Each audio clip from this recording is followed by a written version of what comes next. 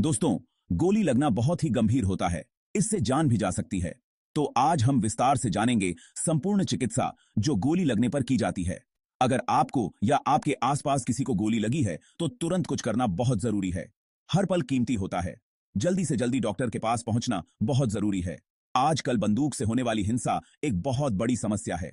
हर साल बहुत से लोग बंदूक से घायल होते हैं या मारे जाते हैं।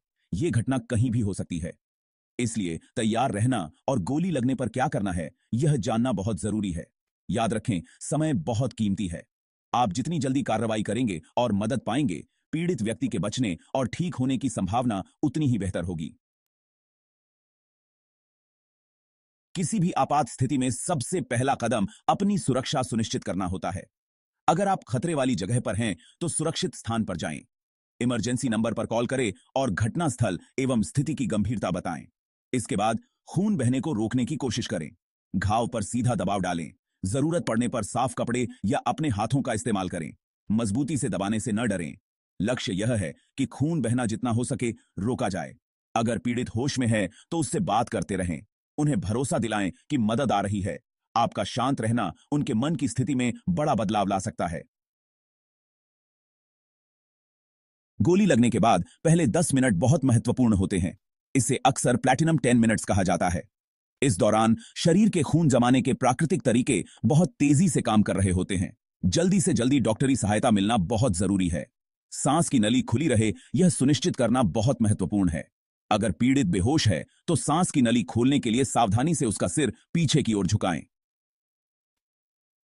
अगर ब्याये अगर आपको रियर एज की हड्डी में चोट लगने का शक है तो गर्दन को हिलाने की कोशिश न करें। जितना हो सके खून बहने पर काबू पाते रहें। अगर घाव किसी अंग पर है तो आप उसे दिल से ऊपर उठाने की कोशिश कर सकते हैं। इससे घायल जगह पर रक्त का प्रवाह कम करने में मदद मिल सकती है। खून बहने पर काबू पाना, टूर्निकेट और दबाव। ज्यादा खून बहने पर टूर्निकेट जान बचाने वाला उपकरण हो सकता है। ये धमनी पर दबाव बनाकर और रक्त प्रवाह को रोककर काम करते हैं। बाजार में मिलने वाले टूर्निकेट सबसे अच्छे होते हैं, लेकिन जरूरत पड़ने पर आप एक टूर्निकेट बना भी सकते हैं। टूर्निकेट लगाने के लिए इसे घाव के ऊपर दिल के ज्यादा करीब रखें। इसे तब तक कसें जब तक खून बहना बंद न हो जाए। ध्यान रखें कि टूर्निकेट किस समय लगाया गया था। डॉक्टरों के आने पर उन्हें इसकी जानकारी दें। अगर टूर्निकेट उपलब्ध नहीं है तो घाव पर सीधा दबाव डालते रहें। हो सके तो मोटी पट्टी का इस्तेमाल करें। अगर पट्टी खून से भीग जाए तो उसे न हटाएं, बस ऊपर से और पट्टी लगा दें। अस्पताल में इलाज और लंबे समय तक ठीक होने की प्रक्रिया। एक बार जब आपातकालीन चिकित्सा सेवाएं आ जाती हैं तो वे पीड़ित व्यक्ति की देखभाल का जिम्मा अपने हाथ में ले लेंगे। इसमें पीड़ित व्यक्ति को स्थिर करना, दर्द का इलाज करना और उन्हें अस्पताल पहुंचाना शामिल होगा। अस्पताल में पीड़ित व्यक्ति को विशेष इलाज मिलेगा। इसमें सर्जरी, रक्त चढ़ाना और घाव की देखभाल शामिल हो सकती है। इलाज कितना होगा, यह चोट की गंभीरता पर निर्भर करेगा। बंदूक की गोली से लगे घाव से उबरना एक लंबी और चुनौतीपूर्ण प्रक्रिया हो सकती है। इसमें फिजिकल थेरेपी, रिहैबिलिटेशन और भावनात्मक सहायता की आवश्यकता हो सकती है। पीड़ित व्यक्ति के सहायता नेटवर्क की उनके ठीक होने में महत्वपूर्ण भूमिका होती है।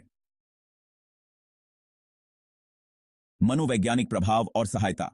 बंदूक की गोली से लगे घाव का पीड़ितों और उनके परिवारों पर लंबे समय तक मनोवैज्ञानिक प्रभाव पड़ सकता है। पोस्ट ट्रॉमेटिक स्ट्रेस डिसऑर्डर, चिंता और अवसाद आम हैं। बंदूक की गोली लगने के बाद मानसिक स्वास्थ्य सहायता लेना बहुत महत्वपूर्ण है। थेरेपी, सहायता समूह और दवाएं व्यक्तियों को भावनात्मक सदमे से उबरने में मदद कर सकती हैं। याद रखें कि उपचार में समय लगता है। खुद के साथ या अपने प्रियजन के साथ धैर्य रखें, क्योंकि वे ठीक होने की प्रक्रिया से गुजर रहे हैं। इस कठिन समय में आपकी मदद करने के लिए संसाधन उपलब्ध हैं।